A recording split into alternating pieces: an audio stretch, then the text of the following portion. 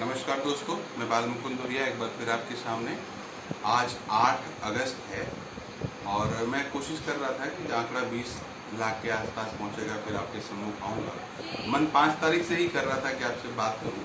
5 तारीख को हमारे देश के इतिहास में एक गजब तारीख के रूप में याद किया जाएगा, जब पूरा देश कोरोना से ग्रसित था। पूरा देश कोरोना के प्रभाव में, कोरोना के विभीषिका में परेशान था। तो हमारे देश के प्रधानमंत्री जी अयोध्या में राम मंदिर का शिलान्यास कर रहे थे, उद्घाटन कर रहे थे, भूमि पूजन कर रहे थे। एक कहावत है इतिहास में कि रोम जलता रहा और नीरो बंसी बजाता रहा। हिंदुस्तान में वो कहावत चरितार्थ होती दिखी है। देश में कोरोना का प्रकोप और आतंक चलता रहा और हमारे प्रधानमंत्री जी जनता का मूड डाइवर्ट करने के लिए, अपने एजेंडे को लागू करने के लिए, अपने संघ के विचार को देश के ऊपर थोपने का जो उनका अभियान लगातार जारी है, उसको पूरा करने के लिए वो भूमि पूजन के अभियान में लगे रहे। बहुत अच्छी बात यह है कि हिंदुस्तान की जनता ने, ये आपसे मुझको बात करनी थी कि मैं 2-3 दिन से एनालिसिस कर रहा था, आपने भी महसूस किया होगा, आपको याद होगा जब कोरोना केस 500-700 था तो इन्होंने थाली ताली बजवाया था। पूरे देश में दिए जले थे, पूरे देश ने थाली बजाया था, ताली बजाया था, तमाम जगह रैलियां तक निकाल दिए थे लोग। लेकिन 5 अगस्त को ये नहीं हुआ।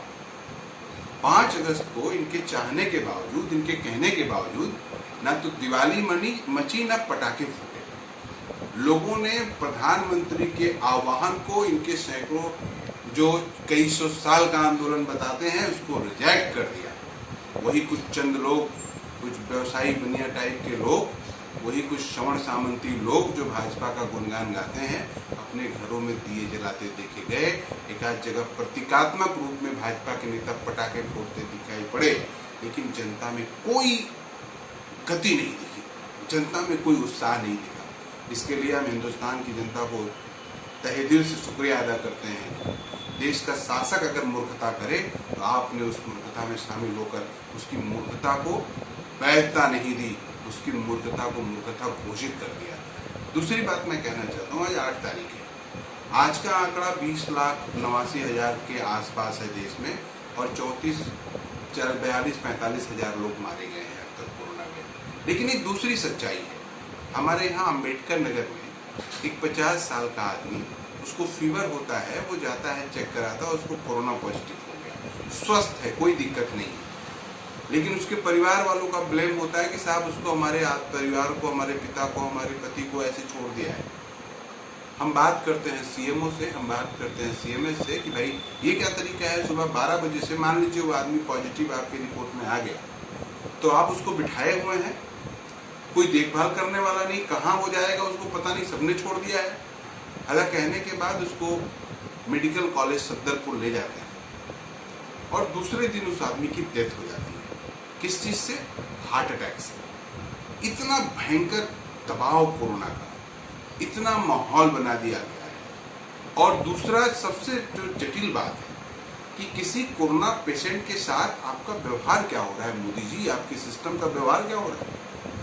वो आदमी अभी 40 साल जीता, वो आदमी सरकारी एम्प्लॉई था, 40 साल अभी जीता, लेकिन आपके दुर्व्यवहार ने, आपके मिसमैनेजमेंट ने उस आदमी की जान ले ली।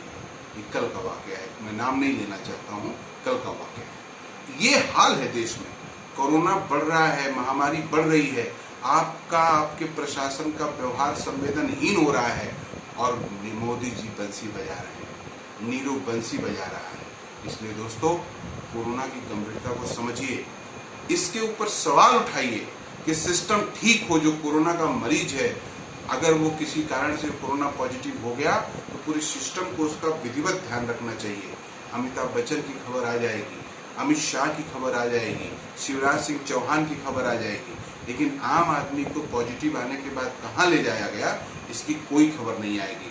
इसलिए दोस्तों, कोरोना को लेकर गंभीर रहिए। और एक बात मैं कहना चाहता हूँ, अगर किसी को साधारण सर्दी जुकाम है, खांसी है, बुखार है, तो वो जो घरेलू ट्रीटमेंट है उसको करके उसको ठीक करे। इनके चक्कर में न पड़े कि तुरंत जाके कोरोना चेक कराइए, पॉजिटिव आ गया तो गुम हो जाइए।